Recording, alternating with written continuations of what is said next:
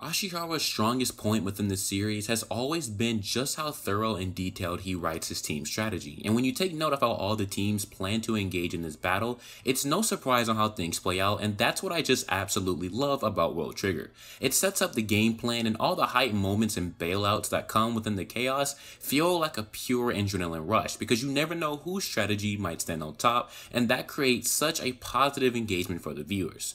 So let's start things off by just talking about the map choice. We have seen plenty of maps throughout the Rank War season, but this one by far has got to be the most interesting choice for two main reasons. For starters, it's a very anti-sniper map, and secondly, it's a nighttime map, but I'll get into that point when we go into talking about Suzanrai-1st. So let's go over the team strategies for everyone when we're guarding the map Cityscape D. So the first major thing again is that it's an anti-sniper map, so people like Chika, Yuzuru, Azuma, and Taichi would be at a disadvantage if the fights were to take place inside buildings. The main battle point of fix seems to be the main mall where attackers and gunners can really let loose with their skill sets, and snipers would either have two options, which we see are decided in this episode. So starting with Mikumo, going the most efficient route possible, he decides to keep Chika outside, which I think is also the best play because she's not an aggressive sniper like Yuzuru, who can get in a mid-range but still hit those shots. She's always been at a distance and playing at her strengths with her lead bullets.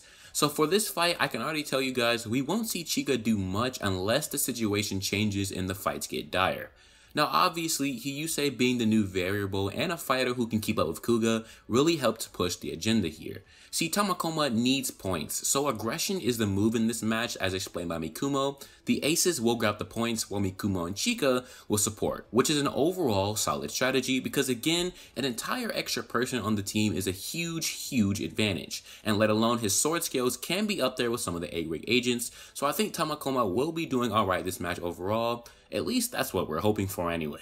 Now going into Kage Squad, the only main concern here again is Yuzuru being a sniper, but like I said, he's definitely an aggressive fighter and he decides that he's going to go in. Now keep in mind, snipers can make plays within the mall because you do have the distance between each other and all the floors giving a bit of a height advantage if you're up top, but it's important that snipers cannot get caught out with this many attackers and gunners all over the place, otherwise you're just giving away free points. But Yuzuru is no fool, so it's going to be interesting to see who he snags when you aren't expecting that sniper bullet to come right on through somebody. Now Azuma's squad is pretty well-rounded because Azuma is just not your average sniper. He's got quite some skills behind them and his two attackers always allows him to play on his own field away from the chaos. Now as Okudera mentioned, he feels that there's an ulterior motive at play pointed at Kage Squad, but there's no clear indication yet, but this is definitely some subtle foreshadowing as the events play out, so we may see some unexpected things as the chaos ensues. Azuma will definitely be monitoring just to see how far these two have come in comparison to their last matchup against some of these squads. Now lastly, Suzanrai-1st themselves. There is a bigger motive at large here for this map, and it seems to be revolving around Taichi, which seems like a pretty good idea because again, with snipers at a map disadvantage, the best they can do is try to help their squad mates, so going into this map where they are going to ensure they do not let this map choice go to waste is a huge plus. Field advantage has always been a good way to counter team strategies, and it seems like they are going to tackle somebody's team pretty hard this match, so it's looking very exciting as we head into the 7th Rank War match, one of the best in terms of the fight choreography based off what I read in the manga. Now as we spawn in the map, we see the buildings, but oddly enough, the map is nighttime, and this is when you can get a feel for things of how they're going to play out. So the commentators talk about how the vision of agents can be manually switched by operators for night and day, and this right here can tell you just how the strategy may go, because since it's nighttime obviously, heading into the mall it will be lit up, but what if the lights get shot out or something, then you'll have to switch and adjust and it can be really annoying to fight your opponent in the dark. So again, another well played moment for Suzanrai-1st if this is a strategy they're going into, already giving some initial concerns to other agents off the bat. Now of course, the first thing people want to do is regroup, so everyone is on the move with Chika heading outside, but pretty much everyone else making their way inside. So Amatori, if she's not caught while on the move, should be pretty safe for the duration of this match.